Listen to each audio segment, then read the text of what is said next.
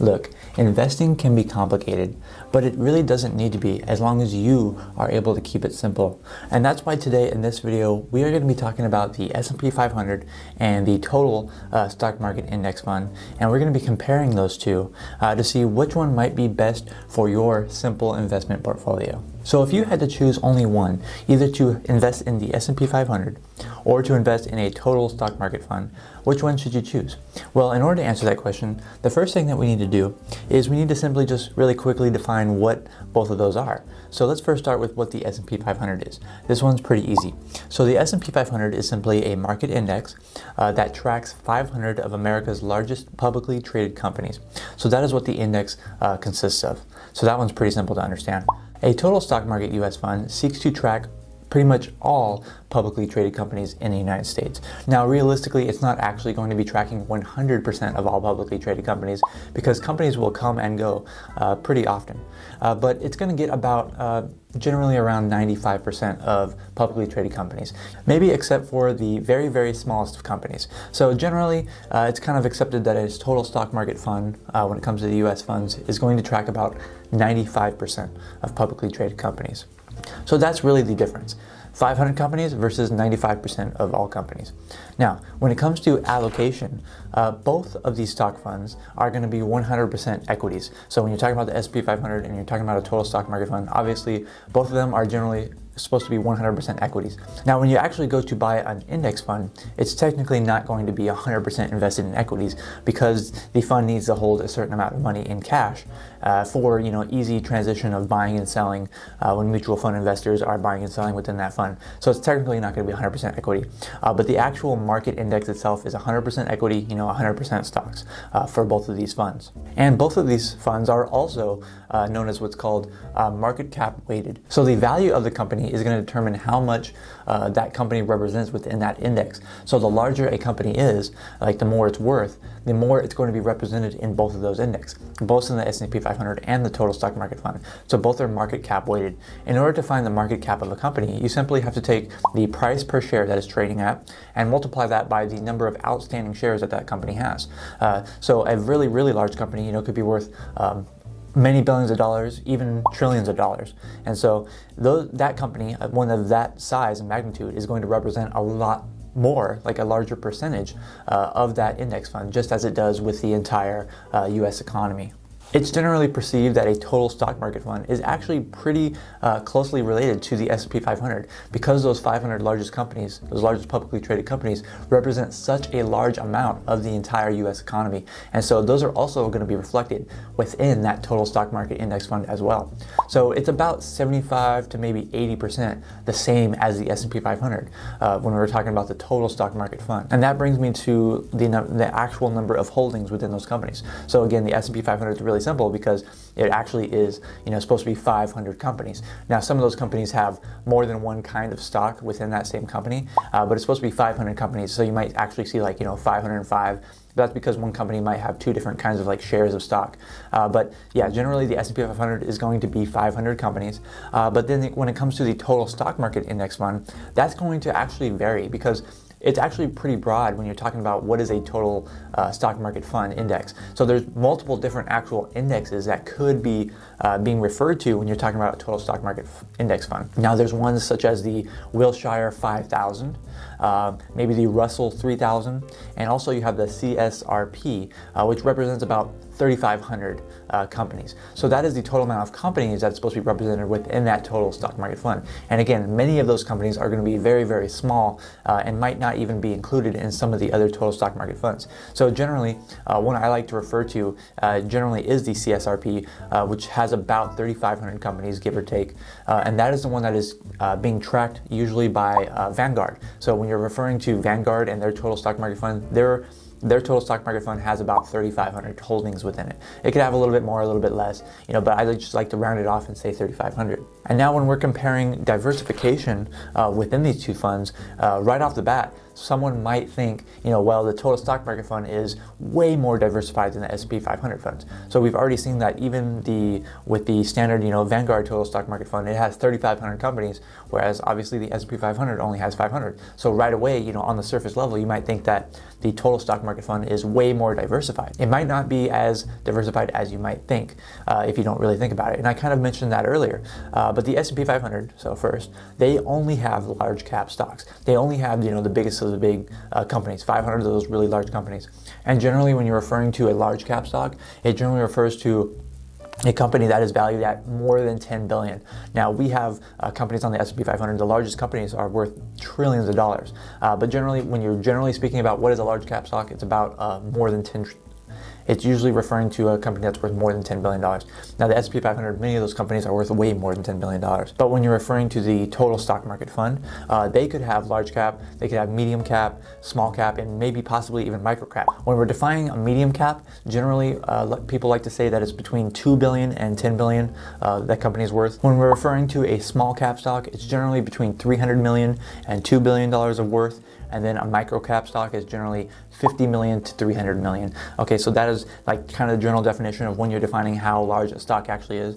And anything below that is generally going to be considered what they call a nano cap, which is like smaller than 50 million. But generally the total stock market fund, of course, depending on which one you're referring to, it's usually going to have a good mix of all those large, medium, and micro different kinds of companies, but at different degrees because it is market cap weighted. So a company that's worth, $50 million might be just a small, very, very small, minuscule percentage of the overall U.S. economy. Whereas, a company that's worth trillions of dollars might be worth, I don't know, off the top of my head, like 3% of the entire U.S. economy or something like that. And so that very small company, even though it is represented in that total stock market fund, it's the amount of percentage that it actually is represented is so small because it's related to what its actual value is. Its number of shares times the price per share.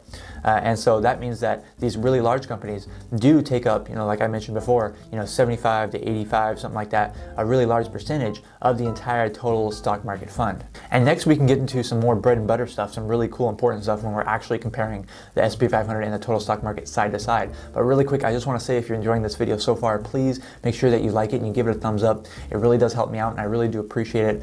While at the same time, make sure that you are subscribed to the channel and you hit that bell for notifications because every single week I'm putting out new videos just like this on saving money, on investing, on financial independence, and I just know that there's something that I can help you with. So make sure you are like and subscribe to the video. Right now I'm putting out new videos every Tuesdays and Fridays, and they're going out at 8 a.m. Pacific Standard Time and also 11 a.m. which is Eastern Standard Time, which is now the time zone I'm in. So make sure that you are like and you subscribe because you don't want to miss those new videos. Now let's move on to comparing the investment fees if you're going to invest in the S&P 500 or if you're going to try to choose a total stock market fund. Now generally it's obviously going to depend on which investment company you go with, which fund you go with and all that, but kind of like the baseline, like the golden standard that I like to compare is with Vanguard. So with Vanguard funds, because those are really popular among investors, especially among index fund investors for many multitude of reasons. But when we're comparing the S&P 500 and a total stock market fund when it comes from Vanguard, good news is that the investment fees for both of those funds, which for the S&P 500 they call it the VFIAX, and for the total stock market fund they call it VTSAX. So the fee currently, as I make this video at least, the investment fees for that are the same at 0.04%. So those are very minuscule, which is really good because you do want low fees when you invest. So they are the same when it comes to investment fees. So that it's the same across the board. And that means like if you had $1 million invested in one of these funds, you're going to be paying about $400 in annual fees, if you had a strict 1 million. So it's not very that much in fees. That's a really good thing, and the investment fees are the same for these two funds, at least when it comes to Vanguard, that company. Next, let's talk about historical returns. Now this is one that a lot of people seem to focus on when it comes to comparing the S&P 500 and the total stock market fund. This is probably one of the most important things that people are looking at. Here's the thing. So the returns of both of these funds are almost identical, and obviously there's a really good reason for that, is because the total stock market fund, like we mentioned before, it's about 80% the same as the S&P 500. So of course they're going to track in the same direction, up or down, whether it be up or down, mostly.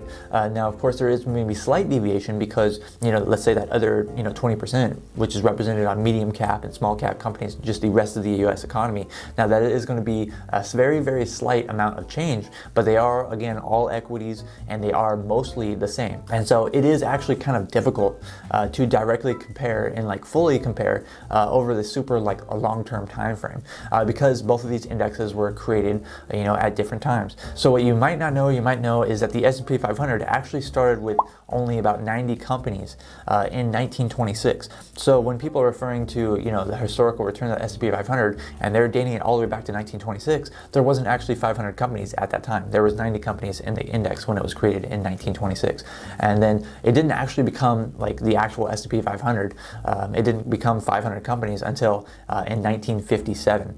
So that is when the S&P 500 actually became 500 companies. So, 1957, anyway, from 1926 all the way to 1957, there's a different amount of companies within there, and then from 1957 onward, we have had those 500 companies. And so we can't actually date back, the long term as much as we might think, because it's the index has changed over time. And then when we're referring to the total stock market fund, specifically when we're referring to the CRSP, that fund actually started in around 2011 or 2012. And so that's extremely new when that actual market index was created. Now, there could be some other total stock market funds that were created before that. Comparing to the S&P 500 that actually started in 1926 without actually 500 companies, that's going to be very different and very difficult to actually comprehend. And that's why it's not really easy to just look at 1-year returns and compare them, look back at 5-year returns and compare them, look back even at 10-year returns and compare side by side S&P 500 and the total stock market fund. Because if you're investing in index funds and you want to grow long-term sustainable wealth, then you don't really care about those shorter time periods of 1, 5, and to even 10 years. You're looking for lifetime investing. You're looking for, super long periods of time. And when it comes to that, it's kind of a lot more difficult to compare actual returns from the total stock market fund to the S&P 500, correctly and perfectly. But overall, the biggest question that this video seeks to provide you with so that you can come up with a good answer on which one is going to be better. Which is going to be a better investment for you, the S&P 500 or the total stock market fund. But really just keep in mind that they are a lot more similar than you might think, just looking at first glance. At first glance, you're like, well, there's 500 companies versus 3,500 companies, or there's 500 companies versus 5,000 companies. So total stock market's better, right? More diversified. So it's a lot more similar than you might think because the way that they are weighted, their market cap weighted. And again, it's going to depend which one's going to be best for you. It's going to depend on your other investments. If you're trying to keep your portfolio super simple, you want a 1, 2, 3, maybe up to 5 fund portfolio where it's really simple and you don't really have to keep your tabs on it. If you want a really simple portfolio, then that's also going to depend on which one's going to be best for your individual situation. Also, again, if you have other kinds of investments, that's going to depend on which one's going to be best for you. If you have a high amount of investments in small cap stocks already and medium cap stocks already, then maybe you don't need to invest in the total stock market fund. You can just use the S&P 500 to invest in large cap companies. And I don't really think that you can actually go wrong investing in either one of these different funds. But if you were to pick a one size all, if you're going to say, this is which one am I going to invest in? I'm either going to invest in the S&P 500 or I'm going to invest in a total stock market fund. If I was coming down to that choice, then I would choose the total stock market fund personally, just because it does have that little bit of extra diversification with some of those medium cap companies and those small cap companies, even though it might actually only represent 15-20% of the entire actual fund. It is a little bit more than the total stock market fund, and in theory it should return higher returns if it holds true that smaller and mid-cap companies do return higher over the long run. But of course, it could come with a little bit more standard deviation. It could come with a little bit more risk, a little bit more fluctuations in the value because it includes those smaller companies, but it could also lead to slightly higher gains in the long run. And the good thing is, in real life, you don't actually have to choose between just the S&P 500 and the total stock market fund. Even though those are two great funds, they're perfect for most investors, individual investors who want passive investing. They're great funds. But again, we do have, we live in this day and age and we have almost unlimited options when it comes to investing. And that's what's so great about it. And investing is a huge portion that you need to do, like one of the most essential things that you need to do if you're on the path of financial independence and if you want to achieve financial independence. And that's a really really big thing that I talk about all the time. And so one video that I really talk about investing a lot more in depth and how it can drive you to financial independence is a video I created called How to Achieve Financial Independence in 10 Years or Less. And it's going to be right here for you. So if you haven't watched that video, make sure that you watch that video so that you can learn how to achieve financial independence. Thank you so much for watching this video. I'm Zach from OnCashflow.com, and I hope to see you next time.